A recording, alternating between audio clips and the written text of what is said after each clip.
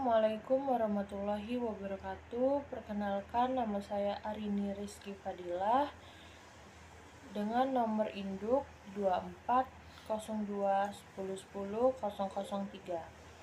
Di sini saya akan menyampaikan materi tentang pengertian hadis menurut ulama hadis, pengertian hadis menurut ulama fikih,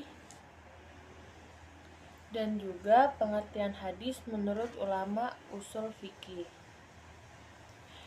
Pengertian hadis menurut para ulama hadis, hadis secara umum diartikan sebagai segala sesuatu yang disandarkan kepada Nabi Muhammad, baik itu perkataan, perbuatan, persetujuan, atau sifat-sifat beliau.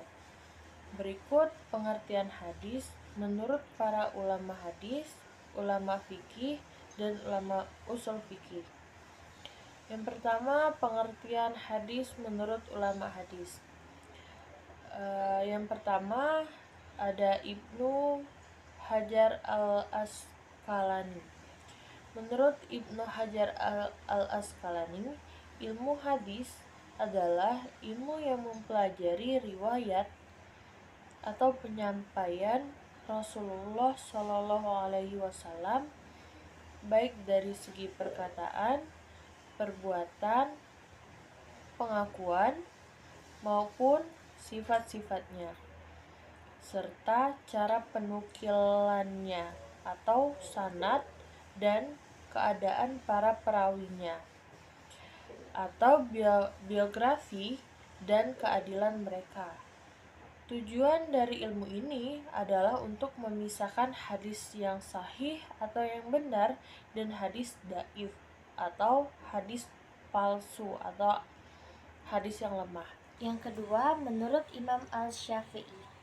Menurut Imam Al-Syafi'i, ilmu hadis adalah salah satu ilmu yang mulia karena ilmu ini adalah ilmu yang berkaitan dengan Rasulullah, yaitu yang berkaitan dengan penyampaian dan pelestarian ajaran-ajaran Nabi Muhammad SAW. Ilmu hadis adalah upaya untuk menjaga, meneliti ucapan Nabi agar tetap terjaga keasliannya dari zaman Nabi sampai sekarang. Yang ketiga, menurut Imam Al-Nawawi. Menurut Imam Al-Nawawi mendefinisikan ilmu hadis sebagai ilmu yang berkaitan dengan segala sesuatu yang diriwayatkan oleh Nabi Muhammad SAW, baik berupa perkataan, perbuatan, maupun ketetapan yang menjadi pedoman hukum dan akhlak dalam kehidupan umat Islam. Lalu yang keempat, menurut Muhammad Ibnu Ismail Al-Bukhari, Imam Bukhari menjelaskan bahwa ilmu hadis adalah ilmu yang mencakup segala sesuatu yang bersumber dari Nabi Muhammad SAW, baik dari segi ucapan maupun tindakan yang diriwayatkan oleh para sahabat dan tabi'in, yang kemudian diteliti kebenarannya melalui sanad dan matannya. Lalu pengertian hadis menurut ulama fikih. Pengertian hadis menurut ulama fikih memiliki pengertian yang sedikit berbeda karena mereka lebih menekankan pada fungsinya dan hukum syariatnya. Berikut adalah pandangan beberapa ulama fikih tentang ilmu hadis. Yang pertama, menurut Imam Al-Syafi'i.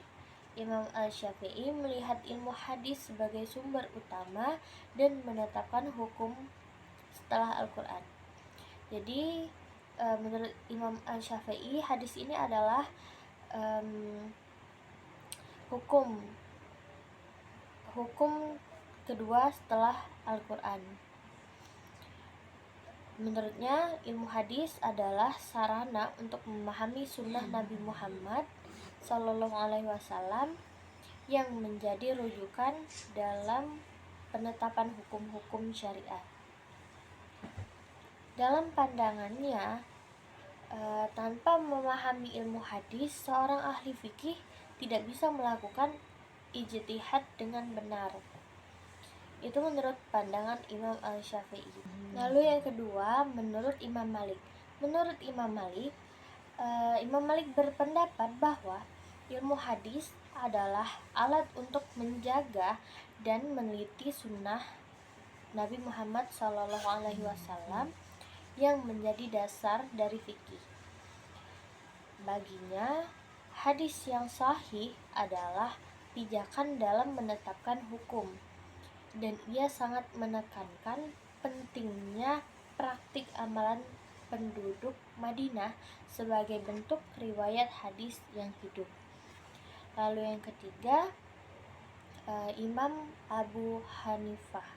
Menurut Imam Abu Hanifah, ia memandang ilmu hadis sebagai rujukan kedua setelah Al-Quran, sama seperti Imam Syafi'i. Tapi Imam Abu Hanifah ini sangat selektif dalam menggunakan hadis, terutama hadis yang tidak mutawatir. Menurutnya, ilmu hadis penting untuk memastikan keabsahan sumber hukum, namun dikombinasikan dengan metode kias atau analogi dalam penetapan hukum.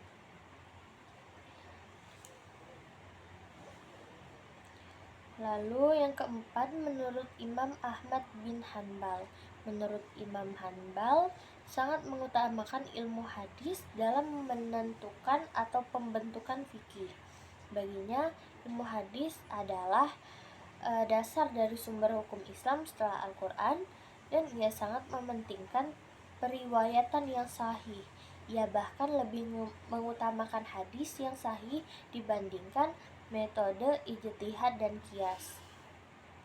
Yang ketiga, pengertian hadis menurut ulama usul fikih.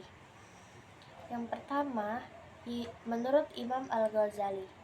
Menurut Imam Al-Ghazali, hadis adalah segala sesuatu yang dinukilkan dari Nabi Muhammad SAW, baik itu berupa ucapan, perbuatan, persetujuan, ataupun sifat-sifat beliau.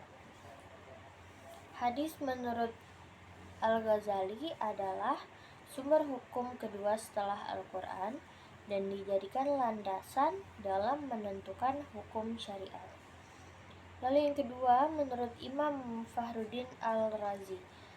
Imam Al-Razi menyatakan bahwa hadis adalah berita atau riwayat yang menginformasikan tentang perilaku atau ucapan Nabi Muhammad SAW yang harus diteliti dari segi keabsahannya sebelum dijadikan landasan hukum.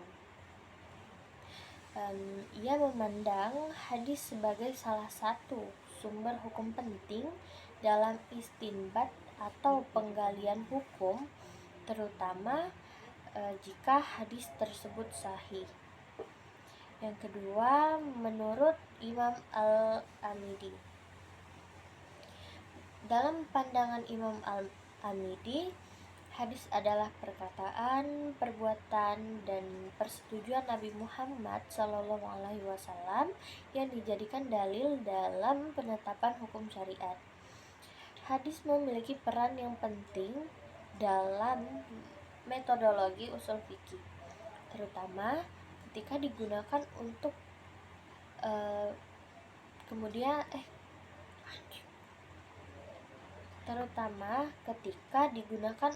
menjelaskan ayat-ayat Al-Quran yang sifatnya umum atau memerlukan penjelasan lebih lanjut. Jadi menurutnya metode fikih ini dapat menjelaskan ayat-ayat Al-Quran yang sifatnya secara umum atau memerlukan penjelasan yang lebih jelas, dapat dijelaskan oleh metode usul fikih ini. Lalu ruang lingkup pembahasan ulumul hadis. Hadis dapat diartikan sebagai perkataan atau akwal, perbuatan atau af'al, pernyataan atau takrir, dan juga sifat, keadaan, himmah, dan lain-lain yang didapatkan kepada Nabi Muhammad SAW. Salah satu ruang lingkup atau objek pembahasan hadis adalah al-ihwal hadis dalam kriteria kauliyah, fi'liyah, takriyah, kauniyah, dan hamiyah Nabi itu sendiri. Pada periwayatan hadis harus terdapat 4 unsur, yakni yang pertama adalah rawi. Rawi ialah subjek periwayatan, atau rawi adalah orang yang meriwayatkan hadis. Sedangkan sanad adalah jalan menghubungkan matan hadis pada Nabi Muhammad Sallallahu Alaihi Wasallam. Sanad ialah sandaran hadis, yakni referensi atau sumber yang memberitahukan hadis, atau rangkaian para rawi keseluruhan yang meriwayatkan hadis. Lalu matan adalah materi berita, yakni lafaz atau teks hadisnya, berupa perkataan, perbuatan, takrir, baik yang didapatkan pada Nabi Muhammad, sahabat, atau tabi'in, yang letaknya suatu hadis pada pengunjung sanad.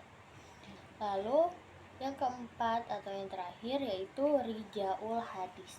Rijaul hadis ialah tokoh-tokoh terkemuka periwayatan hadis yang diakui keabsahannya dalam bidang hadis.